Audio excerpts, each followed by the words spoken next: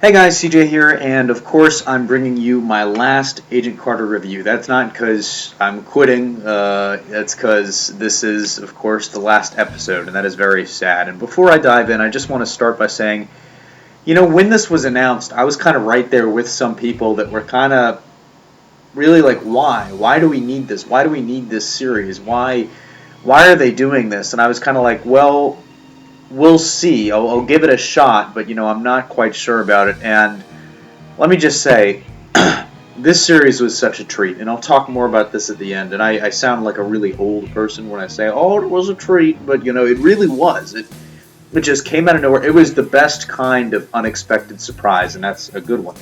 So let's just jump right into the review. I'll talk, of course, more about my thoughts on the series at the end. But of course, storyline. So following last week's shocking Kingsman-esque theater brawl, the SSR is, of course, chasing down leads, like any kind of police force does. And I was really worried we would have lost Sousa after he inhaled some of the gas, which we found out later, was called Midnight Oil. It was a tool developed by Stark to keep soldiers awake that went pretty obviously wrong. However, after being restrained, he came to. He is actually surprisingly, apparently, one of the few people to survive it, and we'll find out another one later in this episode. Of course, in the wake of this, Howard returns with Jarvis, who definitely rounds out this miniseries as my favorite character. Offering himself up as bait for Dr. Fenhoff and Dottie, the SSR stages a public press conference to lure the at-large Soviets back into New York City. This, of course, unfortunately goes pear-shaped as Howard was quickly abducted. Although I have some qualms about why they wouldn't have sent an agent with Howard and Jarvis into that alley, it's kind of nitpicky. Of course, it's one of those things that's got to happen for the plot to advance. But there was some really cool stuff in the scene. I mean, it might just be because I was watching Sherlock earlier, but if an assassin misses you, that's probably because they wanted to. If someone that's trained to kill people does not kill you, it's because they didn't want to. So, of course, that happened. The gun was set up to fire automatically, which was also really kind of cool that they kind of got a little steampunk there in that setup. But, of course, we get a very funny scene here where Howard is abducted, but hitting on Dottie because he doesn't remember that they slept together. They actually spent a weekend together. And Dominic Cooper once again shows why he was the perfect actor to play the father to Robert Downey Jr.'s Tony.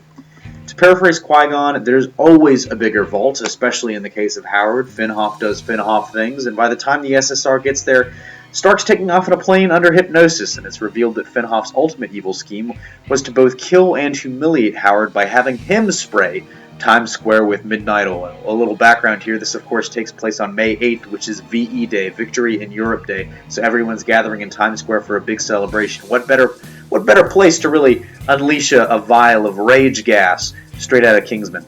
And I'll talk about Fenhoff's reasoning later.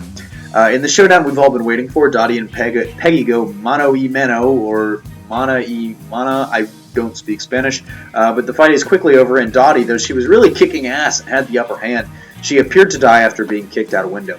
Don't worry, she lived to escape, and thankfully some things are left open-ended in this series finale.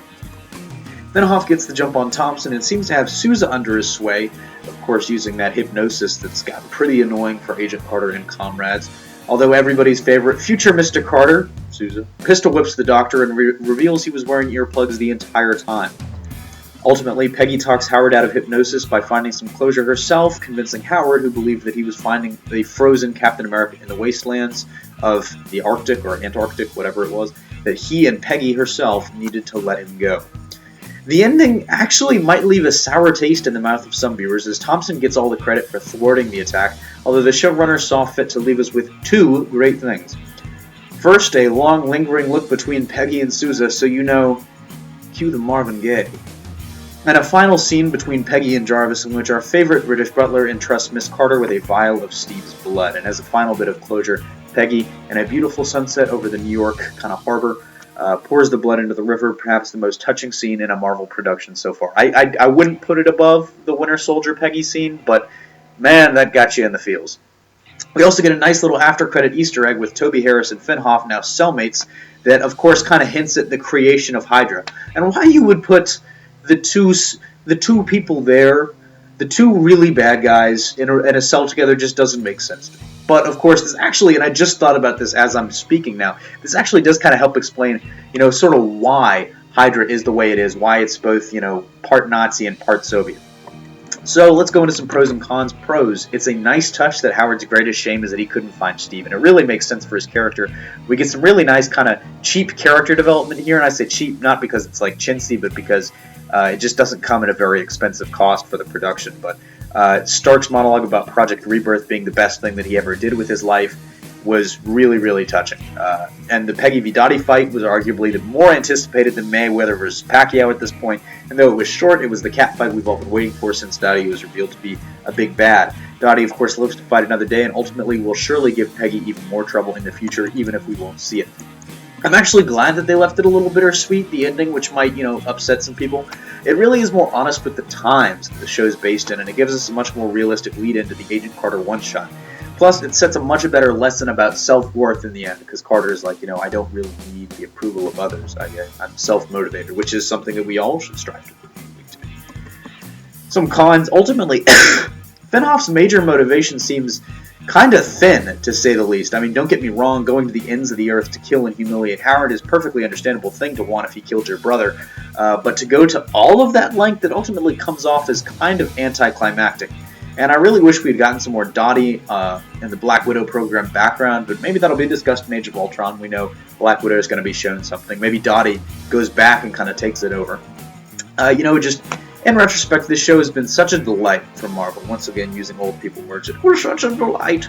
But, while the ratings were never really there, the show excelled in a number of ways, from the writing to the acting, and especially in how it seemed to revel in the time period. It just enjoyed it embodied the feel of post-war American life, and it was just great, and like most great things, it's gone too soon.